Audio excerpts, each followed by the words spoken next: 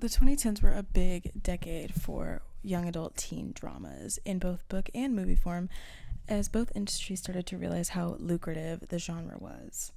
Aimed at mostly young girls developing a new and exciting interest in love, relationships, and kissing, these novels and movies that accompanied them had a chokehold on Gen Z and younger millennials.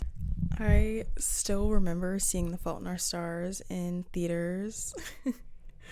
As an 11-year-old, I was rocked by what I really thought was a beautiful portrayal of teenage love, accompanied by high stakes, and what I still think is honestly a really good soundtrack from some of the hottest artists of the time, like Charlie XCX and Group Love. As an adult, I can say this movie isn't that bad. I think it holds up as a movie and does a pretty adequate job of transferring John Green's work from book to screen. I did feel a little bit of a disconnect after 10 years. I think Green's style of writing is compelling and exciting to those without direct experience with the themes, but I think for anyone with an adult lens, it can come off kind of cliche and boring. Not to dog on John Green too much. I think he has a lot of great strengths as a writer. I hate his politics, his morals, and what him and Hank's business stands on, but that's a conversation for another day. Anyway, the other day I opened Max, and to my surprise, Turtles All the Way Down was being promoted. Now, I had heard I heard the announcement for this back in 2017 or 2018, but again, I'm not the biggest fan of the Green Brothers, so I kind of ignored it, not really on purpose, but just kind of like, I don't want to hear about any of that. But of course, I was extremely curious, and so I did watch the movie. I have a lot of thoughts, and I want to share them with you. And I did read the book so that we can compare the two. This book came out after my obsession with John Green had already ended, so unfortunately I didn't read it like in the golden age of the book or the genre or whatever. But I did read it in about a day, and I'm really excited to talk about how the book and movie compare to each other. Let's get into it. If you've never seen me before, my name's Ken. My pronouns are they, he, and I really love music, film, and books, and I love to yap about them. And that's what I do on this channel. Alright, so there are gonna be spoilers for the book and movie. Sorry. The movie opens with a very montagey backstory of the main character, Asa, and it's just like a condensed version of scenes from different points in the book. I kind of think this is lazy and uninteresting in and of itself, but some honestly genius decided to play opening credits over this very important montage that reveals actually a lot about Asa's character and her relationships with the people around her. One thing I do enjoy about the way Green writes is his creativity in revealing key information without it being not blatantly spelled out for the reader.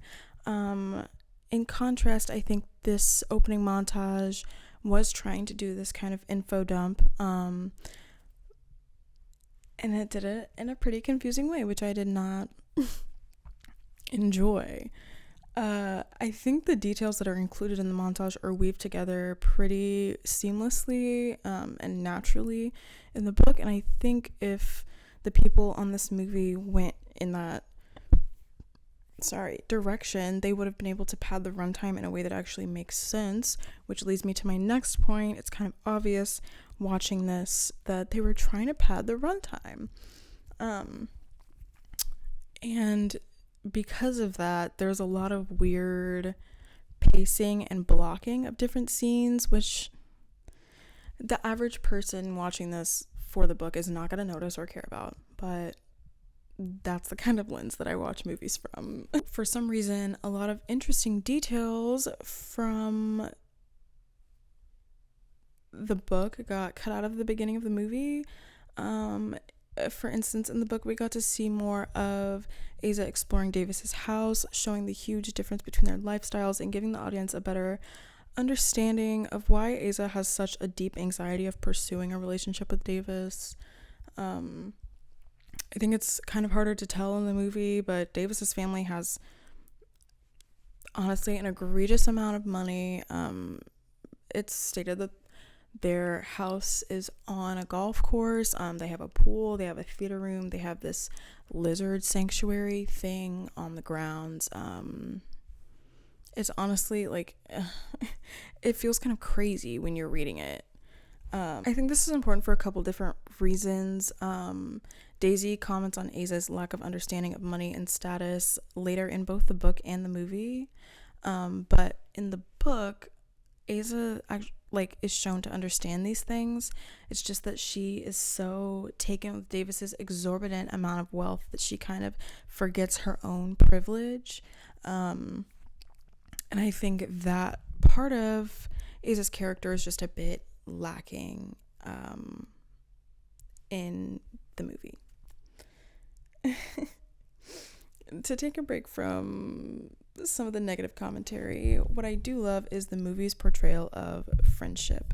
I love Isabella Merced and Cree together, and I love seeing their improved acting as they were both on Nick. I think they both started on Nick. Cree was in a show called Game Shakers, and Merced was in a show called 100 Things to Do Before High School. Cree actually really surprised me as an actor.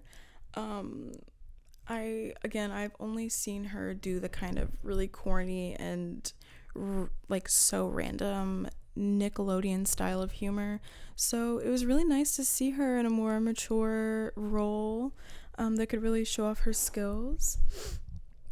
And Isabella's skills as well, because as I will talk about in a little bit, Merced is just a beautiful actor. I do think, unfortunately, a lot of their great acting is overshadowed by weird music and cinematography choices. Namely, I really hate that there is so much generic indie music featured in this movie. I understand it's meant to kind of be, you have to market to teens, obviously, but I don't think the way to do that is by including an overplayed Billie Eilish single from 3 years ago. No, I don't. I definitely think the music would have been more impactful if the songs were actually handpicked with thought behind them for the movie, or it was an original score or something like that. And also if the music was just fucking quieter, because let me tell you, whoever did the music on this movie, it was so loud. I don't know why, I don't understand it, but it was so loud. And it takes away from such important moments such as Asa's OCD thought spirals. In the book, it's kind of everything, the flow of the book, even the flow of the writing, is interrupted by her thought spirals. I'm assuming to reflect how it feels for Asa's brain to be interrupted by those kind of thoughts. I felt incredibly distracted by the music that accompanies her thought spirals in the movie, which really sucks because I think the visual representation of those OCD type of thoughts are supposed to be, they are the distraction. You know what I mean? The music can't be distracting because the way the thoughts play out is the distraction. Does that make sense? I would love it if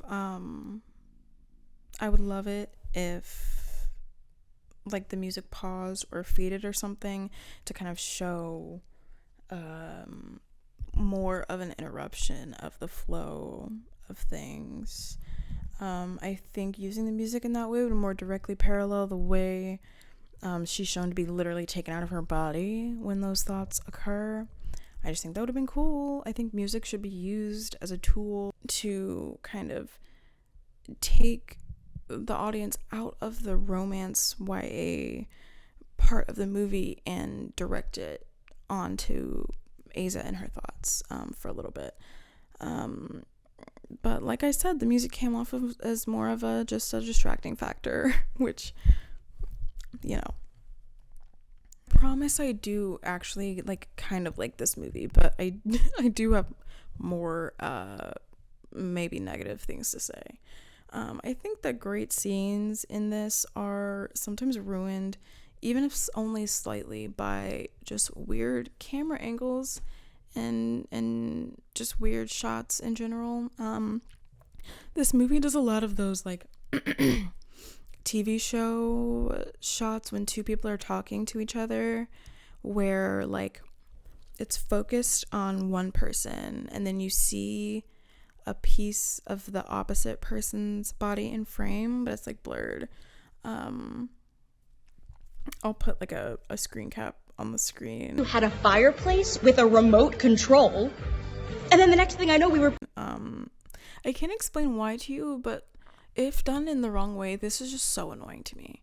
I hate when it's just a distracting piece of the person instead of a meaningful back of the head, or I don't know, but I also think it's just kind of unimaginative, and I think there is a different way. I think there are many different ways to show two people in conversation, and it doesn't always have to be the behind the shoulder shot, even just with a good establishing shot. I feel with a good establishing shot showing both characters beginning a conversation in a certain location could maybe be more beneficial, and with that you shouldn't have to remind the audience the entire time that two people are on screen, one, because you have the good establishing shot, and two, because this is a movie. We've been here the entire time. It's not like there are commercials or anything.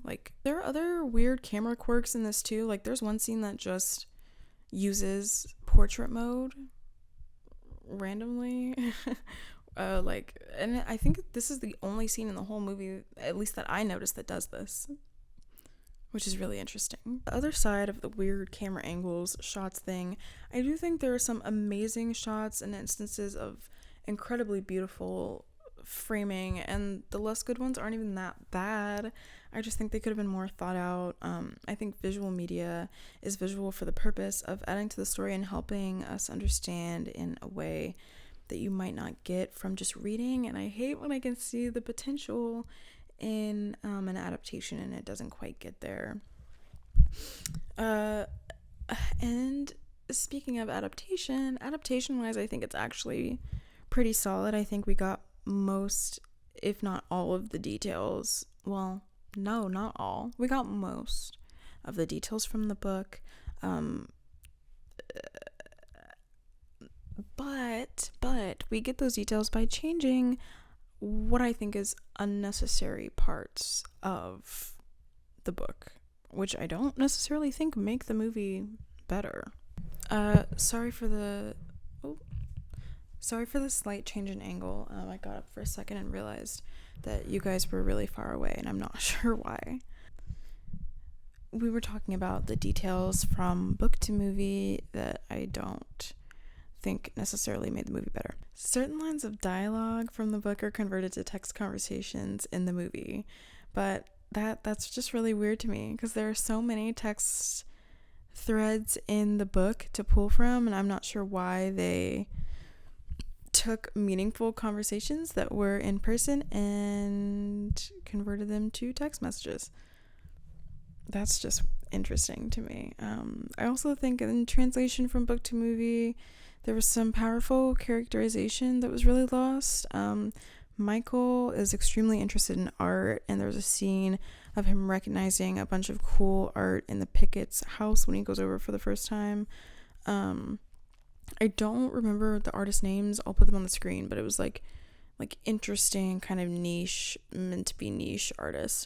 And in the movie, he recognizes Keith Haring and Basquiat paintings, which, yeah, not to say that artists can't enjoy pretty well-known / mainstream artists, but just saying I think that just takes away the uniqueness of his character that was written there on purpose and kind of makes him a more generic, like, high buzzwords. The essence of the character is there, but what makes Michael got taken away, and I just hate that.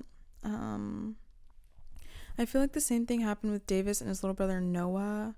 I think Noah is a little aged down in the movie, and we see a bit less of him, which I really, really hate. I think it's important to normalize and show depression in young people, and a lot of Noah's behavior in the book mirrored traits of a person that is in an episode, and I love this, and I love seeing how their dad's disappearance affects both boys, not just Davis.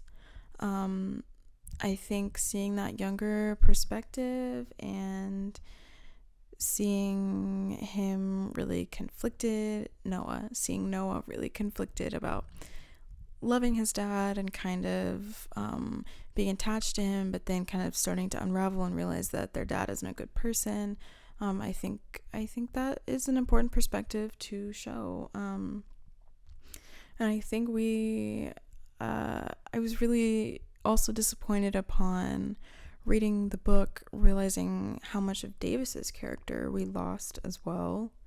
I really love Felix Mallard as an alluring, charming love interest, but I think those traits were made Davis's entire character, and I just think that shits on his really cool, elaborate backstory. Again, the movie doesn't do a bad job of its portrayal, but I just think it's a little bit lackluster, you know what I mean? In both pieces of media, we get to see that Davis is interested in art and books, but in the movie, this is such what I feel like is portrayed as a surface level trait. In the book, he has what I kind of looked at as almost a neurodivergent obsession with poetry, classic jazz singers, and stargazing. He seems to info dump about these things to Asa a lot when they hang out, which I think is really cute. And it shows that these hobbies influence his worldview, or interests rather, influence his worldview tremendously. Not only that, but his whole obsession with space is, I think, really toned down in the movie, which I think is such a detriment. His knowledge of stars and planets not only informs his worldview, but really helps him process his emotions, and is kind of how he explains his brain and his thoughts to Asa. And I just really wish we saw more of that. Like, there was the occasional I think there was one scene where what was it? I don't know, but Davis brought up some planet, or 2 or 3 times he brings up stars or planets or whatever, and I just think in the book it's a lot more apparent that he's obsessed with space, because it helps him understand his life and his emotions, and I think that is a really important perspective to show, because the thing about this book is that even though Asa is obviously the main character, the story is not about her. At the end of the day, the story is about humans, their emotions, and how they all deal with love and loss as their stories overlap in a really natural way.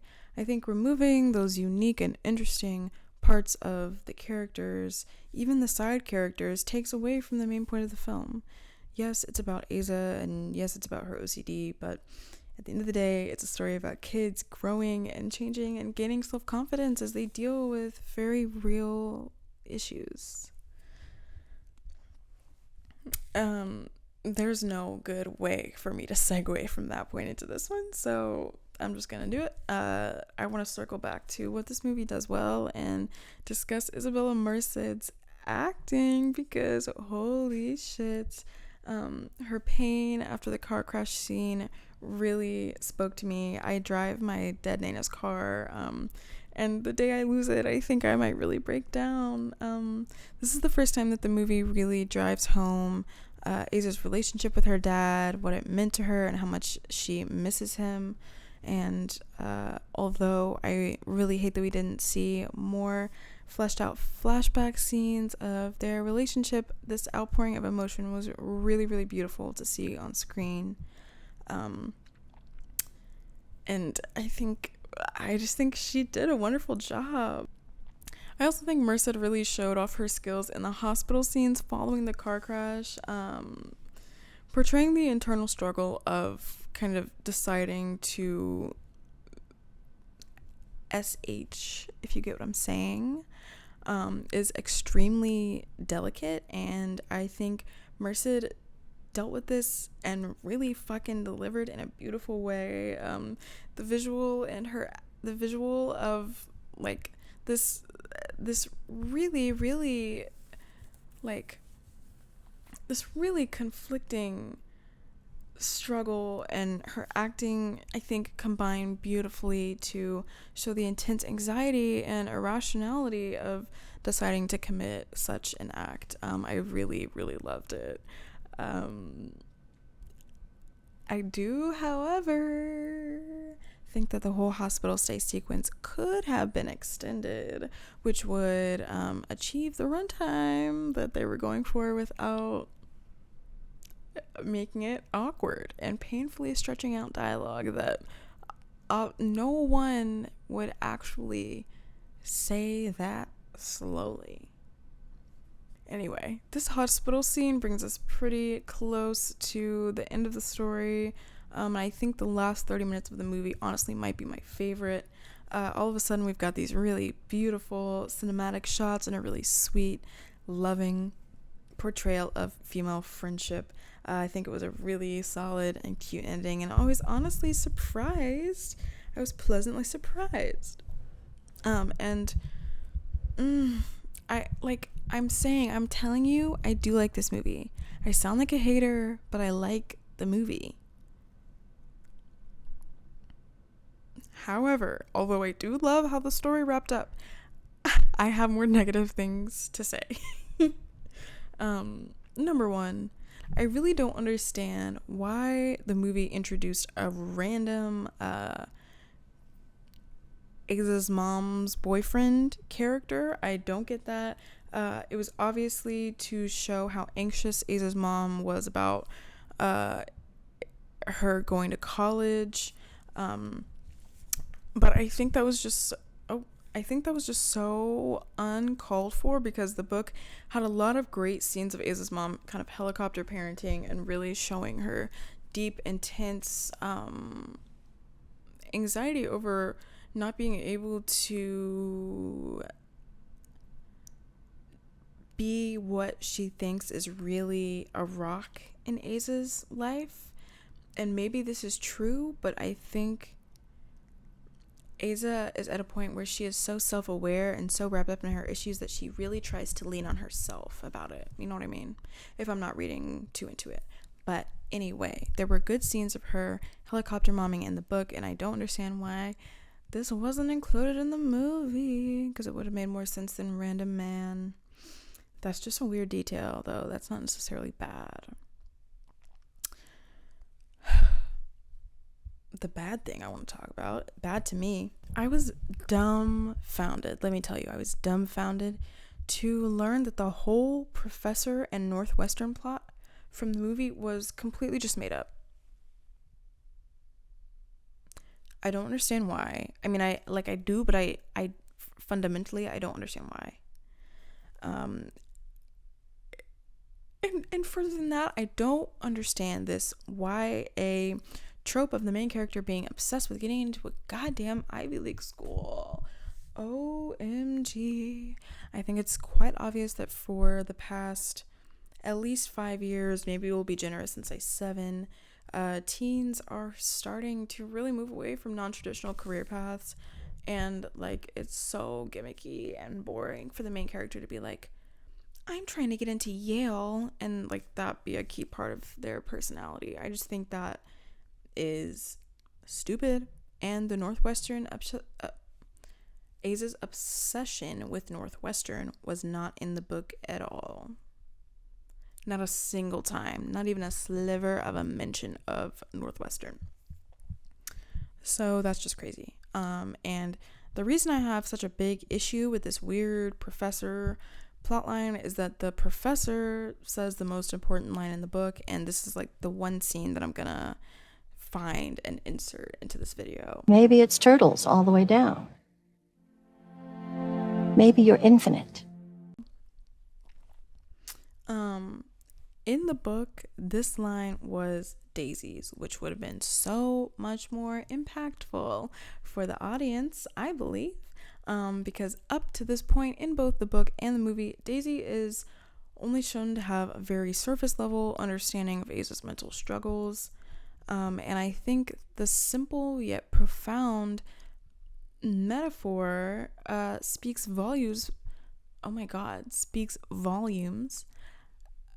for Daisy's deep love for Aza and true understanding of what she's dealing with.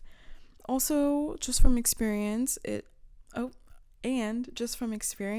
is so special and brings you closer, especially in a female friendship. When I identified as a girl, when a friend can help you kind of have a spiritual awakening, which is what the book describes this moment as for Aza, as a kind of spiritual awakening.